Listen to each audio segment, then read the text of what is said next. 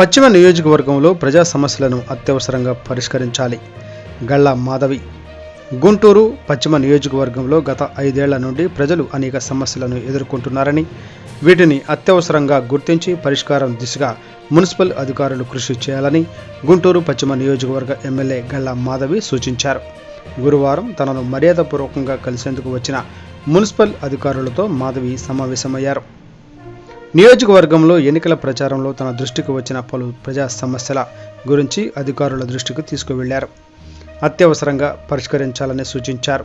అదేవిధంగా గుంటూరు ఏటి అగ్రహారంలో 14వ లైన్లో కలుషిత నీరు సరఫరా అవుతుందని, తనను ఈరోజు కలిసిన ప్రజలు తన దృష్టికి తీసుకువచ్చారని, గతంలో మున్సిపల్ మంచినీటి లైన్లలో కలుషిత డ్రైనేజీ కలిసి అనేక మంది ప్రజలు తీవ్ర అనారోగ్యాలకు గురయ్యారని, దురదృష్టవశాత్తు కొంతమంది మరణించారని మాధవి గుర్తు చేశారు.